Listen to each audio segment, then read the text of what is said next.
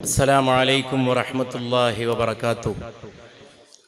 الحمد لله جاعل اللوح والقلم والصلاة والسلام على سيدنا ونبينا وحبيبنا محمد صلى الله عليه وآله وسلم المبعوث إلى كافة الأمم وعلى آله وصحبه أهل الجود والكرم. വളരെ നമ്മെ എല്ലാവരെയും പ്രചോദിപ്പിക്കുകയും പുതിയ തലമുറക്ക് ആവശ്യമായിട്ടുള്ള വീക്ഷണവും സംസ്കാരവും വിശേഷിച്ചും കലാസാഹിത്യ മണ്ഡലത്തിൽ പ്രദാനം ചെയ്യാൻ പര്യാപ്തവുമായിട്ടുള്ള സമസ്ത കേരള ജമിയത്തുൽ മുഅല്ലിമീൻ സംഘടിപ്പിക്കുന്ന മുസാബഖയുടെ ഉദ്ഘാടന സമ്മേളനത്തിൽ ആധ്യക്ഷം വഹിക്കുന്ന ബഹുമാനപ്പെട്ട ജമിയത്തുൽ മുഅല്ലിമീൻ പ്രസിഡന്റ് പണ്ഡിതനായ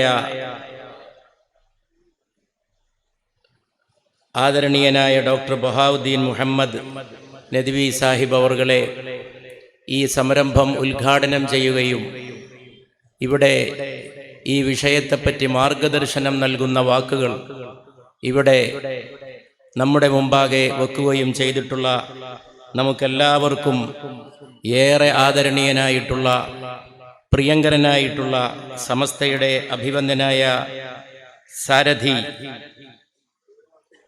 സയ്യിദുൽ ഉലമ സയ്യിദ് മുഹമ്മദ് ജിഫിരി മുത്തുക്കോയ തങ്ങൾ അവർകളെ, വേദിയിലുള്ള ബഹുമാന്യരായ സമസ്തയുടെയും ജമിയത്തുൽ മുഅല്ലിമീൻ്റെയും നേതാക്കളായ ബഹുമാനപ്പെട്ട കൊടക് അബ്ദുറഹ്മാൻ മുസ്ലിയാർ, ബഹുമാനപ്പെട്ട നമുക്ക് സ്വാഗതം ആശംസിച്ച ബഹുമാനപ്പെട്ട വാക്കോട് മുഹിയുദ്ദീൻ കുട്ടി ഫൈസി, ജമിയത്തുൽ മുഅല്ലിമീൻ്റെ ബഹുമാനപ്പെട്ട ജനറൽ സെക്രട്ടറി മാണിയൂർ അബ്ദുറഹ്മാൻ മുസ്ലിയാർ, എൻ്റെ ചിരകാല സുഹൃത്ത് ഡോക്ടർ എൻ.എ. മുഹമ്മദ് അബ്ദുൽ ഖാദർ സാഹിബ്, തിരൂരങ്ങാടി നഗരസഭയുടെ ബഹുമാന്യനായ ചെയർമാൻ, ബഹുമാന്യ സ്നേഹിതൻ കെ.പി. മുഹമ്മദ് കുട്ടി സാഹിബ്, വന്യവയോധികനായ സയ്യിദ് അലവി ഹാജി സാഹിബ്, പ്രിയപ്പെട്ട സുഹൃത്ത് മോയിൻകുട്ടി സാഹിബ്, പ്രിയങ്കരനായ മുഹമ്മദ് ഹാജി സാഹിബ്, ആദരണീയനായ എം.എ. അബൂബക്കർ മുസ്ലിയാർ അവർകളെ, പ്രിയപ്പെട്ട ഹുസൈൻകുട്ടി മുസ്ലിയാർ, പ്രിയപ്പെട്ട ഹസൈനാർ ഫൈസി സാഹിബ്, ബഹുമാനപ്പെട്ട ഷാഫി ഹാജി സാഹിബ്, വേദിയിലുള്ളവരുടെ പേര് പറഞ്ഞാൽ ദീർഘിച്ചു പോകും. വേദി നിറയെ സമസ്തയുടെ നേതാക്കളുണ്ട്, ജമിയത്തുൽ മുഅല്ലിമീൻ്റെ പ്രധാനപ്പെട്ട ഭാരവാഹികളുണ്ട്. സദസ്സിലും എല്ലാവർക്കും ഒരിക്കൽ കൂടി എൻ്റെ അസ്സലാമു അലൈക്കും വറഹ്മത്തുള്ളാഹി. വളരെ പ്രധാനപ്പെട്ട ഒരു പരിപാടിയാണ് ആദരണീയനായ സമസ്തയുടെ പ്രസിഡന്റ് സയ്യിദ് മുത്തുക്കോയ തങ്ങൾ അവർകൾ ഇവിടെ ഉദ്ഘാടനം ചെയ്തിട്ടുള്ളത്. ഈ കാലഘട്ടത്തിൽ വളരെ വെളിച്ചം വീശുന്ന, വളരെയേറെ കലാസാഹിത്യ രംഗത്ത് ഒട്ടേറെ അധപ്പതനങ്ങൾ നടക്കുന്ന ഒരു കാലത്ത് വെളിച്ചം വീശുന്ന ഒരു പരിപാടിയാണ് വെളിച്ചം വീശുന്ന വാക്കുകളെ കൊണ്ട് ആദരണീയനായ സയ്യിദ് ജിഫിരി മുത്തുക്കോയ തങ്ങൾ അല്പസമയം മുമ്പ് ഇവിടെ ഉദ്ഘാടനം ചെയ്തിട്ടുള്ളത്. ആ വാക്കുകളേക്കാൾ കവിഞ്ഞൊന്നും പറയാൻ നമ്മളാരും അർഹരല്ല എന്ന് അറിഞ്ഞുകൊണ്ട് തന്നെ അതിൻ്റെ ചുവട്ടിൽ അടിവര കുറിച്ചുകൊണ്ട് മാത്രം ഒന്ന് രണ്ട് കാര്യങ്ങൾ സൂചിപ്പിക്കാൻ വേണ്ടി മാത്രമാണ് അധ്യക്ഷ പ്രസംഗം ബഹുമാനപ്പെട്ട ഉസ്താദ് ബഹാവുദ്ദീൻ നദ്വി സാഹിബ് നടക്കുന്നതിന് പോലും മുമ്പ് ഞാനിവിടെ ഈ ബഹുമാനപ്പെട്ട സദസ്സിൻ്റെ മുമ്പിൽ എഴുന്നേറ്റ് നിൽക്കുന്നത്. സമസ്തയുടെ 100 വർഷം തികയുന്ന സന്ദർഭത്തിലാണ് ഈ മുസാബഖ ഈ വർഷം നടക്കുന്നത് എന്നുള്ളത് വളരെ ശ്രദ്ധേയമായിട്ടുള്ള കാര്യമാണ്. അതിനെക്കുറിച്ച് സ്വാഗത പ്രസംഗത്തിൽ ബഹുമാന്യ സുഹൃത്ത് വാക്കോട് മൊയ്തീൻ കുട്ടി ഫൈസി സാഹിബ് ഇവിടെ ഉണർത്തുകയുണ്ടായി. ആ 100 വർഷക്കാലത്തേക്ക് തിരിഞ്ഞു നോക്കുന്ന ഉദ്ഘാടന പ്രസംഗത്തിൽ നമ്മൾ കേട്ടതുപോലെ മുൻഗാമികൾ നടന്നിട്ടുള്ള മാർഗത്തിലൂടെ ഇതിനെ സംരക്ഷിച്ചുകൊണ്ട് ബഹുമാനപ്പെട്ട സയ്യിദ് മുത്തുക്കോയ തങ്ങൾ അവർകൾ ഉദ്ഘാടന പ്രസംഗത്തിൽ പറയുകയുണ്ടായത് ഇതൊരു സംവിധാനമാണ് എന്നാണ്. തീർച്ചയായും ഇത് ഏറ്റവും ശക്തമായ ഒരു സംവിധാനമാണ്. 100 കൊല്ലം കഴിഞ്ഞ് തിരിഞ്ഞു നോക്കുമ്പോൾ ആ സംവിധാനത്തിൻ്റെ ശക്തിയാണ്, അതിൻ്റെ കരുത്താണ്, അതിൻ്റെ അതിൻ്റെ സ്വാധീനമാണ് നമുക്കെങ്ങും കാണാൻ സാധിക്കുന്നത്. ഇനിയുള്ള കാലവും ഇൻഷാ അല്ലാഹ് ആ സംവിധാനം അതേ ശക്തിയോടെ തുടരുക തന്നെ ചെയ്യും. തുടരുവാൻ അല്ലാഹു അനുഗ്രഹിക്കുമാറാകട്ടെ എന്നുള്ള പ്രാർത്ഥനയോടെയാണ് നമ്മളെല്ലാവരും ഇതുപോലുള്ളൊരു സന്ദർഭത്തിൽ ഒരുമിച്ച് കൂടിയിട്ടുള്ളത്.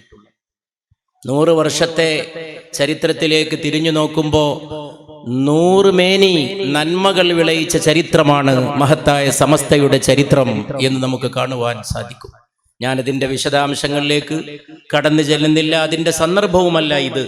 പക്ഷേ ഇതുപോലൊരു സന്ദർഭത്തിൽ ശതാബ്ദി ആഘോഷിക്കുന്ന വളരെ നിർണായകമായ ഒരു സമയത്ത് നടക്കുന്ന മുസാബക്ക എന്ന് പറയുന്ന പരിപാടിയുടെ അർത്ഥതലങ്ങൾ വളരെ വിപുലമാണ്, അഗാധമാണ് എന്നുള്ളത് കൊണ്ടാണ് ഈ 1-2 വാക്കുകൾ സൂചിപ്പിക്കുകയുണ്ടായത്.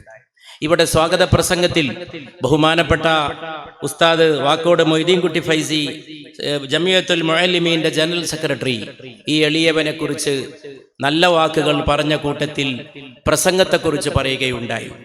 ഒരുപക്ഷെ ഈ വേദിയിൽ ഇരുന്നപ്പോൾ ഞാൻ അപ്പോൾ ഓർത്തത് എൻ്റെ എളിയ സംസാരങ്ങൾ, എൻ്റെ എളിയ വാക്കുകൾ എവിടെ വെച്ച് തുടങ്ങി എന്നാണ്. അത് മദ്രസയിൽ വെച്ചാണ് തുടങ്ങിയത്. അത് മദ്രസയിലെ പരിപാടികളിൽ വെച്ചാണ് തുടങ്ങിയത്. അതുകൊണ്ട് ഇതുപോലുള്ള മുസാബക്ക പരിപാടികളൊന്നും അന്നില്ലെങ്കിലും ഇതിൻ്റെയൊക്കെ തുടക്കത്തിൽ ഉണ്ടായിരുന്ന നന്മകളിലൂടെയാണ് നമ്മളെല്ലാവരും സഞ്ചരിച്ച് പോന്നത് എന്നുള്ള ഓർമ്മയാണ് ആ വാക്കുകൾ എന്നിൽ ഉണർത്തിയത്. മദ്രസയിൽ നടക്കുന്ന പരിപാടികൾ ഒട്ടും ചെറുതായിരുന്നില്ല, മുമ്പും ചെറുതല്ല, ഇന്നും ചെറുതല്ല.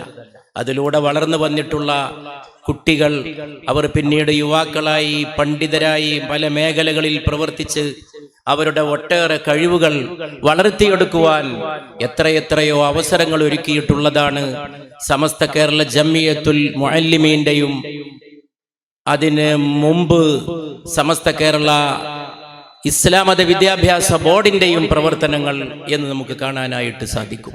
വിദ്യാഭ്യാസ ബോർഡിന്റെ കീഴിൽ നടന്നിട്ടുള്ള വലിയ പ്രവർത്തനങ്ങൾ 10761 മദ്രസകൾ എന്നാണ് സ്വാഗത പ്രസംഗത്തിൽ ഞാൻ ഇവിടെ വെച്ച് കേൾക്കുകയുണ്ടായത്. ആ മദ്രസകളിൽ നിന്ന് വരുന്ന കുട്ടികൾ മാറ്റുരച്ചു നോക്കുന്ന അവരുടെ നല്ലതായ പ്രകടനങ്ങൾ, നല്ലതായ വാക്കുകൾ, അവരുടെ കലാസിദ്ധികൾ, അത് പുതിയ ഒരു ഭാവി കെട്ടിപ്പടുക്കാനാണ്, മഹത്തായ ഒരു ഭാവിയിലേക്കുള്ള ഒരുക്കപ്പാടുകളാണ്. അതെങ്ങനെയായിരിക്കണമെന്നാണ് ഉദ്ഘാടന പ്രസംഗത്തിൽ സമാദരണീയനായ സമസ്തയുടെ പ്രസിഡന്റ് ഇവിടെ വളരെ വിലപ്പെട്ട വാക്കുകളിലൂടെ ഈ സദസ്സിന്റെ മുമ്പിൽ വെച്ചിട്ടുള്ളത്. ബഹുമാനപ്പെട്ട സയ്യിദ് ജിഫ്രി മുത്തുക്കോയ തങ്ങൾ അവർകൾ ഇവിടെ സംസാരിച്ചപ്പോൾ ഫിത്ര എന്ന വാക്കിനെ കുറിച്ച് പറയുകയുണ്ടായി. കുല്ലു മൗലൂദിൻ യൂലദു അലൽ ഫിത്ര എന്ന പരിശുദ്ധ റസൂൽ സല്ലല്ലാഹു അലൈഹി വസല്ലമയുടെ ഹദീസ് ഉദ്ധരിച്ചുകൊണ്ടാണ് ഉദ്ഘാടന പ്രസംഗത്തിൽ ഈ വിഷയത്തിന്റെ ഉപക്രമം നിർവഹിക്കുകയുണ്ടായിട്ടുള്ളത്. നമ്മൾ വളരെ മലയാളത്തിലേക്ക് പരിഭാഷപ്പെടുത്താൻ വളരെ പ്രയാസപ്പെടുന്ന അറബിയിലെ, ഖുർആനിലെ, ഹദീസുകളിലെ വാക്കുകളിൽപ്പെട്ടൊരു വാക്കാണ് ഫിത്ര. അൽ ഫിത്ര എന്നുള്ളത് നമുക്കറിയാം. ജനിക്കുന്ന ഓരോ ശിശുവും അതിൻ്റെതായ സ്വന്തം പ്രകൃതത്തിൽ, ശുദ്ധ പ്രകൃതത്തിൽ ജനിക്കുന്നുവെന്നാണ് പരിശുദ്ധ റസൂൽ മുസ്തഫ സല്ലല്ലാഹു അലൈഹി വആലിഹി വഅസ്ഹാബിഹി വസല്ലം ഉണർത്തിയിട്ടുള്ളത്. ആ വാക്കിന്റെ അർത്ഥതലങ്ങൾ വളരെ വിപുലമാണ്. അത് തന്നെയാണ് ഇതുപോലുള്ള ഒരു കലാസാഹിത്യ പരമായിട്ടുള്ള പ്രവർത്തനങ്ങളുടെ, സംരംഭങ്ങളുടെ ഉദ്ഘാടനം നിർവഹിക്കപ്പെടുന്ന വേദിയിൽ പറയപ്പെടേണ്ട ഏറ്റവും വലിയ വാക്ക് തന്നെയാണ് ഉദ്ഘാടന പ്രസംഗത്തിൽ ബഹുമാനപ്പെട്ട സമസ്തയുടെ പ്രസിഡന്റ് ഇവിടെ പറഞ്ഞിട്ടുള്ളത് എന്നാണ് നമ്മൾ മനസ്സിലാക്കുന്നത്. കാരണം മനുഷ്യന്റെ പ്രകൃതത്തിൽ തന്നെയാണ് ഇതെല്ലാം അടങ്ങിയിട്ടുള്ളത്. നന്മയും തിന്മയും അവൻ എങ്ങോട്ടാണോ അവൻ്റെ ചായ്വ്, അവൻ്റെ കഴിവുകൾ, അവൻ്റെ വിഭവങ്ങൾ, അവനിൽ നിക്ഷിപ്തമായിട്ടുള്ള ശേഷികൾ, അവൻ്റെ വൈകല്യങ്ങൾ, അവൻ്റെ നേട്ടങ്ങൾ, ഇതൊക്കെ അവൻ്റെ വ്യക്തിത്വത്തിൻ്റെ ഫിത്ര എന്ന് പറയുന്ന സംഗതിയിൽ അന്തർലീനമായിട്ടുള്ളതാണ്. അതിൽ നിക്ഷിപ്തമാണ്. അവൻ ജനിക്കുമ്പോൾ തന്നെ അവനിൽ അടങ്ങിയിട്ടുള്ളതാണ്. അതുമാത്രവുമല്ല, ഒരുപക്ഷെ പൂർവീകരിൽ നിന്ന് പോലും അവന് ലഭിച്ചിട്ടുള്ളതാണ്. അവന്റെ മാതാപിതാക്കളുടെ ജീനുകൾ, കോശങ്ങൾ അതിലൂടെ ഒക്കെ ലഭിച്ചിട്ടുള്ളതാണ്. ഒരാൾ ചിരിക്കുമ്പോൾ അവന്റെ വർഷങ്ങൾക്ക് മുമ്പ് മരണപ്പെട്ടു പോയ പിതാവ് ചിരിക്കുന്ന പോലെ ആ ചുണ്ട് കോടുന്നത് നമ്മൾ കാണുന്നുവെങ്കിൽ അതുപോലും അയാളുടെ ഫിത്രയുടെ ഒരു ഭാഗമാണ്. ആ ഫിത്രയിൽ അന്തർലീനമായിട്ടുള്ള മനുഷ്യന്റെ കഴിവുകൾ, എങ്ങനെ നന്നായി ഉപയോഗപ്പെടുത്തണമെന്നതിനെ കുറിച്ചുള്ള മാർഗദർശനമാണ് ഉദ്ഘാടന പ്രസംഗത്തിൽ നമ്മൾ കേൾക്കുകയുണ്ടായത്.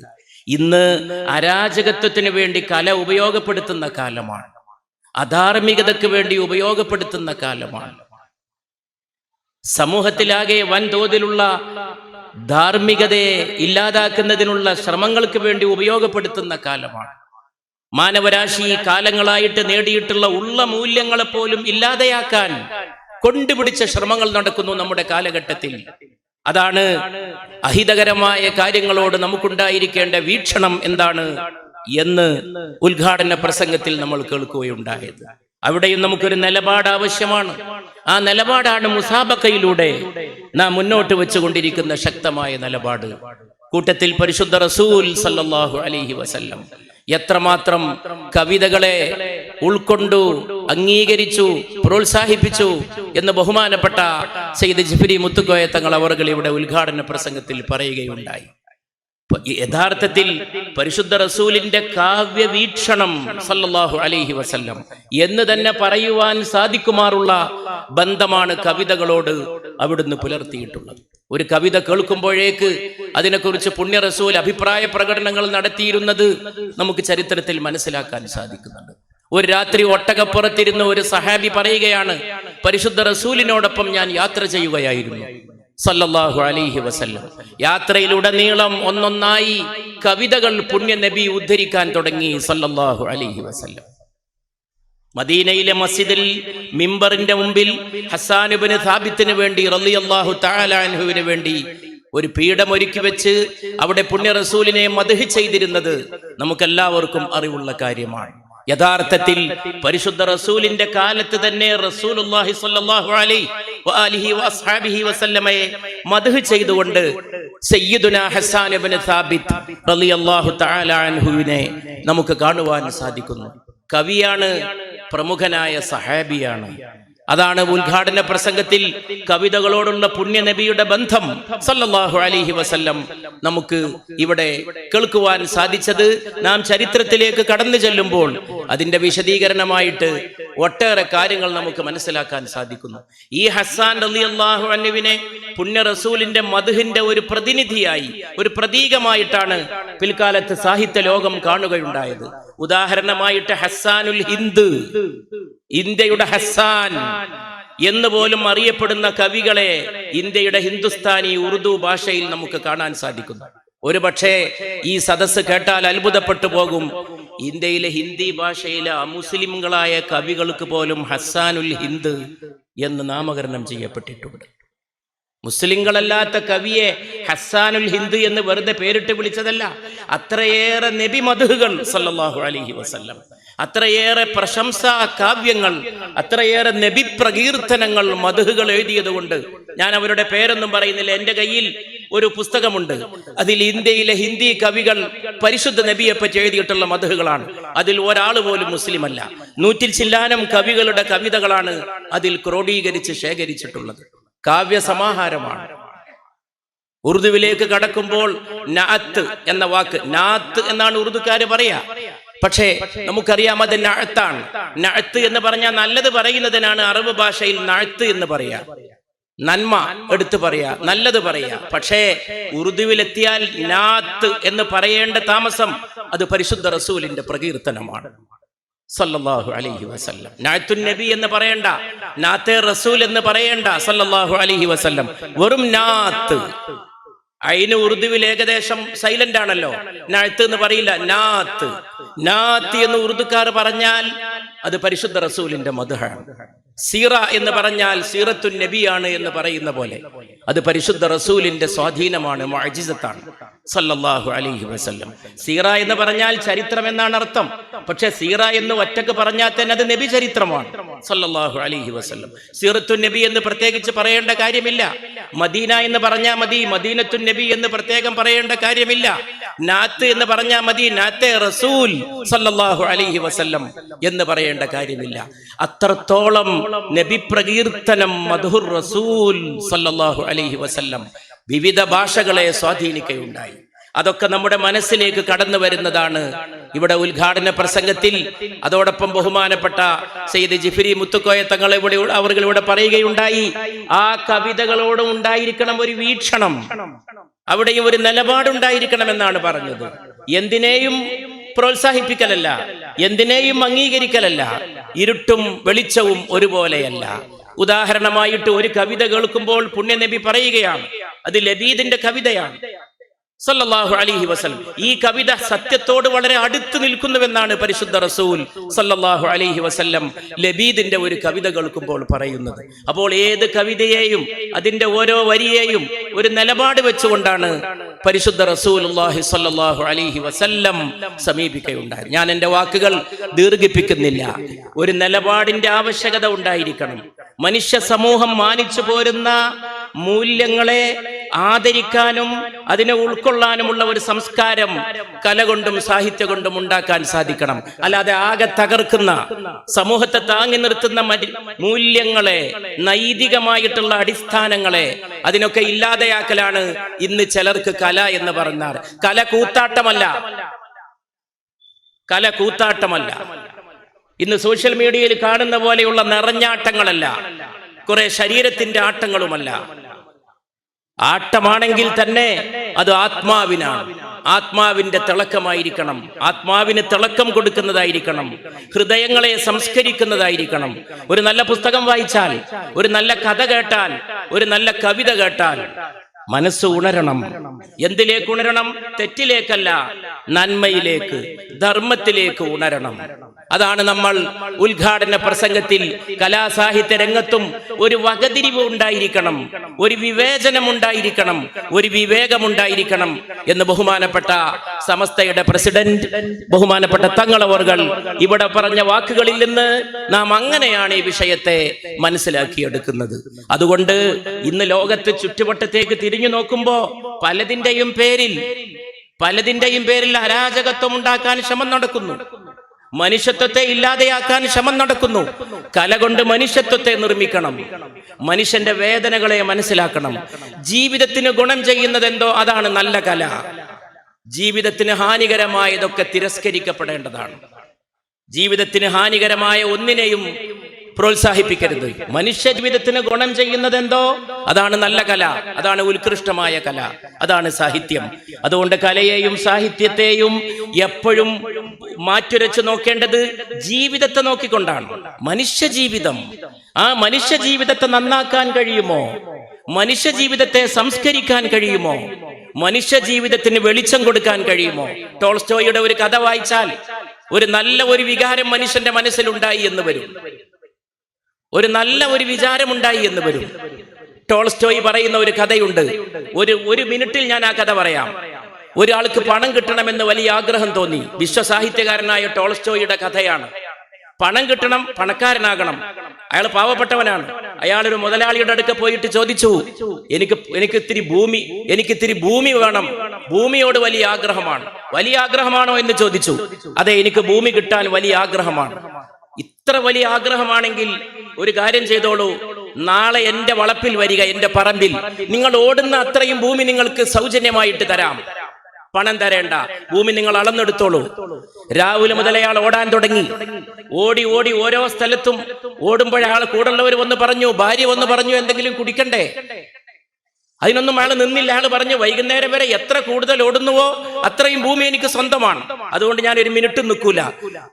ഓടി വൈകുന്നേരം സൂര്യൻ അസ്തമിക്കുന്നവരെ ഈ മനുഷ്യൻ ഓടി തളർന്ന് അസ്തമയം വരെ ഓടാനാണ് ഈ ഭൂ ഉടമ പറഞ്ഞിരുന്ന അത്രയും ഭൂമി അയാൾക്ക് ഫ്രീ ആയിട്ട് കൊടുക്കുമെന്നാണ്. അവസാനം സൂര്യൻ അസ്തമിക്കുമ്പോൾ അയാൾ വീണു പോവുകയാണ്. വീണു പോകുമ്പോ ഭൂമി അളന്നു കൊടുക്കാൻ വേണ്ടിയിട്ട് ഭൂ ഉടമ വരുന്നു. അയാളോട് ചോദിച്ചു, അളക്കല്ലേ, നിങ്ങൾ എടുത്തോളൂ. പക്ഷെ അയാള് ഇടറുന്ന ചുണ്ടുകളോടെ, വിറക്കുന്ന തൊണ്ടയോടെ അയാൾ പറഞ്ഞു, ഒരുപാട് ഓടി, പക്ഷെ ഓടി അത്രയും വേണ്ട, ഓടിയതിൽ നിന്ന് അളന്ന് തന്നോളൂ, 6 അടി എന്ന് പറഞ്ഞുകൊണ്ട് അയാൾ കണ്ണടക്കുകയാണ്. ഇതിൽ വിശ്വസാഹിത്യകാരനായ ടോൾസ്റ്റോയുടെ കഥയാണ്. അത് വായിക്കുന്ന ഒരാൾക്ക് ഉണ്ടായിത്തീരുന്ന ഒരു ധാർമ്മിക ബോധമുണ്ട്, ജീവിതത്തെക്കുറിച്ചുള്ള ഒരു അവബോധം ഉണ്ടാക്കി തീർക്കുന്ന സംഗതി ഒരു വെറും കഥയാണ്. അങ്ങനെ വെറും ഒരു പരിശുദ്ധ ഖുർആനിൽ അമ്പിയാക്കളുടെ അമ്പിയാക്കളുടെ ചരിത്രം വിവരിച്ചിട്ടുണ്ട്. ഇബ്റ, ഏറ്റവും വലിയ ഗുണപാഠം എന്ന നിലയിലാണ് അതെല്ലാം വിവരിച്ചിട്ടുള്ളത്. അതിലൂടെ ഒരു സൗന്ദര്യത്തിലേക്ക് മനുഷ്യനെ കൊണ്ടുപോകാൻ സാധിക്കണം, മനുഷ്യനെ നന്മയുള്ള ഒരു ലോകത്തേക്ക് കൊണ്ടുപോകാൻ സാധിക്കണം. കുട്ടികളെ ചെറുപ്പത്തിൽ തന്നെ അത് പരിശീലിപ്പിക്കണം. ഇന്നതല്ല, ഇന്ന് മൊബൈൽ വെച്ച് കൊടുക്കുകയാണ്.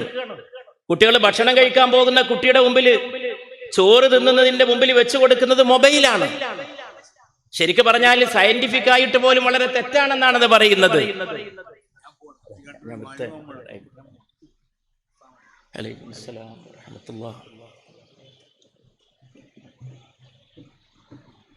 ഭക്ഷണം കഴിക്കുന്ന കുഞ്ഞിന്റെ മുമ്പിൽ കൊണ്ടുപോയിട്ട് മൊബൈൽ വെച്ച് കൊടുക്കുന്നു. ഈ മൊബൈലിലൂടെ വീണ് കിട്ടുന്നതാണ് കല, മൊബൈലിലൂടെ മനസ്സിലാക്കുന്നതാണ് കല. പക്ഷേ നാടിന്റെ പാരമ്പര്യത്തിനുതകുന്ന, നാടിന്റെ ചരിത്രത്തിനുതകുന്ന, അതിന്റെ സംസ്കാരത്തിനുതകുന്ന യഥാർത്ഥമായിട്ടുള്ള കലയെ പ്രോത്സാഹിപ്പിക്കണം. അതുകൊണ്ട് നമുക്കിന്ന് വേണ്ടത് കലയിലൂടെ സംസ്കാരത്തെ കെട്ടിപ്പടുക്കലാണ്. സംസ്കാരത്തിന്റെ ശോഷണമാകരുത്, സംസ്കാരത്തിന്റെ നിർമ്മാണമാകണം. കലാസാഹിത്യ മാധ്യമങ്ങളിലൂടെ നമുക്ക് ചെയ്യുവാനുള്ള പ്രധാനപ്പെട്ട ദൗത്യം കലാസാഹിത്യങ്ങളിലൂടെ സംസ്കാരത്തെ നിർമ്മിക്കണം. സംസ്കാരമില്ലാതെയാവുകയാണ്. മാതാവാരാണ്, പിതാവാരാണ്, അയൽക്കാരനാരാണ്, ആകാശം എന്താണ്, ഭൂമി എന്താണ്, പ്രകൃതി എന്താണ്, ഇതൊക്കെ മനുഷ്യർക്ക് മനസ്സിലാക്കാൻ സാധിക്കണം. അതിനൊക്കെയുള്ള ഒരു സംസ്കാരം ഊട്ടി ഉറപ്പിക്കുവാൻ സാധിക്കുമാറാകട്ടെ എന്നാണ് ഈ അവസരത്തിൽ എനിക്ക് ആശിക്കുവാനും ആശംസിക്കുവാനുമുള്ളത്. നമ്മുടെ നാട്ടിലേക്ക് കടന്നു ചെന്നാൽ ഒന്നാന്തരം കാവ്യ സംസ്കാരത്തിലേക്ക് നമ്മുടെ ചരിത്രം ഉണ്ടായിരുന്ന ഒരു കാലം നമുക്ക് ഓർമ്മ വരുന്നുണ്ട്. മാപ്പിളപ്പാട്ട് മാത്രം എടുക്കുക, ഞാൻ എൻ്റെ വാക്കുകൾ അവസാനിപ്പിക്കുകയാണ്. ഒരു പഴയ, ഈ തിരൂരങ്ങാടിയിലെ ഒരു പഴയ മനുഷ്യൻ എഴുതിയ, നമ്മളൊക്കെ ഒരു കവിത കൊണ്ട് ഒരു മനുഷ്യന്റെ ഹൃദയത്തെ എത്ര ചലിപ്പിക്കാൻ സാധിക്കും. പരൻവിധി ചുമ്മായിട്ട് ചൊങ്കിൽ നടക്കുന്ന ശുജാഅത്ത് നമുക്കുണ്ട് നാട്ടിലെ, കഥയെന്തെന്നറിവുണ്ടോ നാളെ കിടക്കുന്ന ഖബറെന്ന ഭയങ്കര വീട്ടിലെ. 2 വരിയാണ്. ഈ തിരൂരങ്ങാടിയിലെ ഒരു സാധാരണക്കാരനായ മനുഷ്യൻ എഴുതിയതാണ്. അദ്ദേഹത്തെ ഞാൻ എൻ്റെ ഈ എളിയ കൈകൊണ്ട് പുരസ്കാരം നൽകി ആദരിച്ചിട്ടുണ്ട്. കാര്യമായ അവാർഡോ പുരസ്കാരമോ ഒന്നും ലഭിച്ചിട്ടില്ല. അവർക്കൊന്നും അങ്ങനെയുള്ള അംഗീകാരങ്ങളൊന്നും ലഭിച്ചവരല്ല. അവര് ഒന്നും ലഭിക്കാതെ മരിച്ചു പോയവരാണ്. പക്ഷേ അവര് മരണപ്പെട്ടു പോയാലും ഇത്തരം വരികൾ എത്ര ആളുകളുടെ മനസ്സിൽ മുഴങ്ങും. ഞാൻ എൻ്റെ പഴയ മദീനയിലേക്കുള്ള പാത പോലുള്ള പ്രഭാഷണങ്ങളിലൊക്കെ ഇതെടുത്ത് ഉദ്ധരിച്ചിട്ടുണ്ട്. അത് എഴുതിയ ആളും പാടിയ ആളും എത്രമാത്രം മനുഷ്യ മനസ്സുകളെ സ്പർശിച്ചു. ഒരു 2 വരി കൊണ്ട് മനുഷ്യ മനസ്സിനെ പിളർത്താൻ കഴിയും, നന്മ കൊണ്ടുവരാൻ കഴിയും.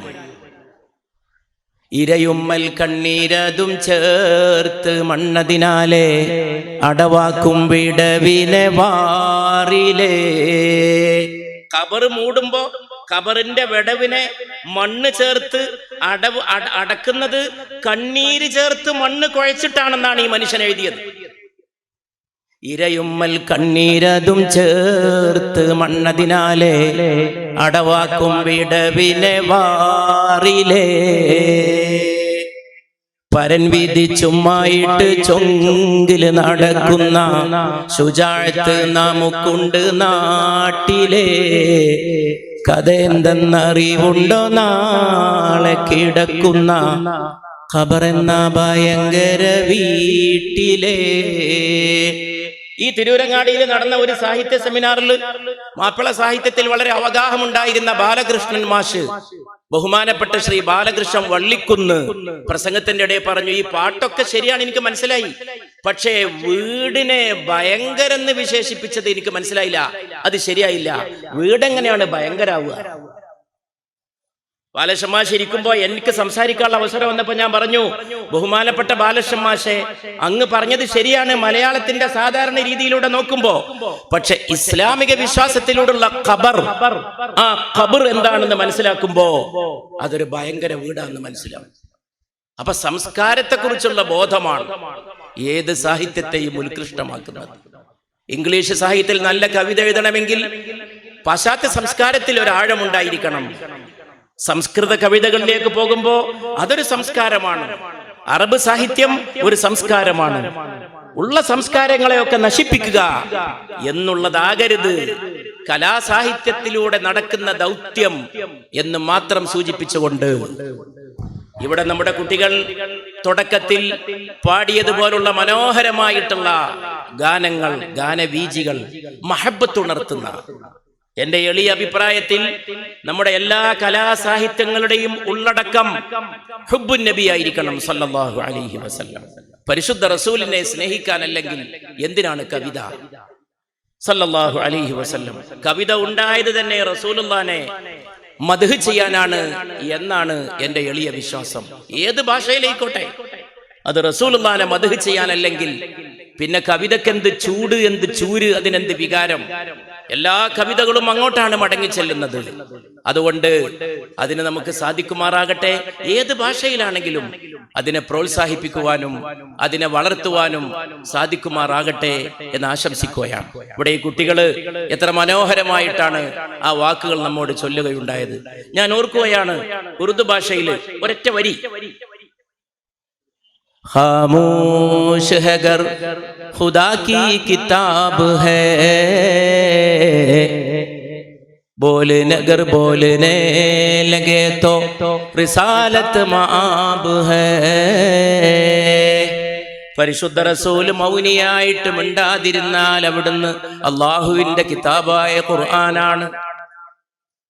खामोश है गर खुदा की किताब है, गर बोलने लगे तो रिसालत माब है. പരിശുദ്ധ റസൂല് മൗനമായിട്ടിരുന്നാൽ അള്ളാഹുവിന്റെ ഗ്രന്ഥമായ ഖുർആനാണ്. റസൂല് മിണ്ടാൻ തുടങ്ങിയാൽ അള്ളാഹുവിന്റെ റസൂലുമാണ് സല്ലല്ലാഹു അലൈഹി വസല്ലം. രണ്ട് വരിയാണ്, അത് സൃഷ്ടിക്കുന്ന സ്വാധീനം അപാരമാണ്. അതിന്റെ സ്വാധീന ശക്തി അപാരമാണ്. അങ്ങനെയുള്ള നിരവധി കാവ്യതല്ലജങ്ങളും സാഹിത്യ വിചാരങ്ങളും അലയടിക്കട്ടെ ഈ മുസാബഖയിൽ എന്ന് മാത്രം പറഞ്ഞുകൊണ്ട്, ഇതിൽ മത്സരിച്ച് ജയിക്കുന്നവർക്ക് മാത്രമല്ല പങ്കെടുക്കുന്നവർക്കൊക്കെ അനുമോദനങ്ങൾ അർപ്പിച്ചുകൊണ്ട് എല്ലാവർക്കും ഇതുപോലുള്ള പരിപാടികൾ നാളെയും നമുക്ക് തുടർന്നു കൊണ്ടുപോകാനും, നമ്മുടെ കൂട്ടത്തിലുള്ള ബഹുമാനപ്പെട്ട കൊടക് ഉസ്താദ് അബ്ദുറഹ്മാൻ മുസ്ലിയാർ എന്നോട് പറയായിരുന്നു, ഈ കുട്ടികളുടെ പാട്ട് കഴിഞ്ഞപ്പോ എത്ര പ്രതിഭകളുണ്ട് നമുക്കിടയിൽ, മറഞ്ഞു കിടക്കുന്ന പ്രതിഭകൾ. അവരെ കണ്ടെത്താനാണ് ജമിയത്തുൽ മുഅല്ലിമീൻ ഇതുപോലുള്ള പരിപാടി സംഘടിപ്പിച്ചിട്ടുള്ളത്. ബഹുമാനപ്പെട്ട അധ്യക്ഷനടക്കം ഉള്ള വലിയ വാക്കുകൾ മുഴങ്ങാനിരിക്കുന്ന ഈ വേദിയിൽ എന്റെ എളിയ വാക്കുകൾ അവസാനിപ്പിക്കുന്നു. ഇത് ദാറുൽ ഹുദയിൽ നടക്കുന്നുവെന്നുള്ളതും വളരെ അന്വർത്ഥമാണ്. വിദ്യാഭ്യാസത്തിനും കലാവിജ്ഞാനീയങ്ങൾക്കും സാഹിത്യത്തിനുമൊക്കെ പുതിയ ചക്രവാളങ്ങൾ സമ്മാനിച്ച ഈ മഹത്തായ സ്ഥാപനം, ഈ മഹത്തായ സ്ഥാപനത്തിന്റെ മണിമുറ്റം, അവിടെയാണ് ഇത്തവണ മുസാബഖ നടക്കുന്നത് എന്നുള്ളത് വളരെ അന്വർത്ഥമായിരിക്കുന്നു എന്ന് മാത്രം പറഞ്ഞുകൊണ്ട് എന്റെ എളിയ വാക്കുകൾ അവസാനിപ്പിക്കുന്നു. സല്ലല്ലാഹു അലാ മുഹമ്മദ് സല്ലല്ലാഹു അലൈഹി വസല്ലം. സല്ലല്ലാഹു അലാ മുഹമ്മദ് സല്ലല്ലാഹു അലൈഹി വസല്ലം.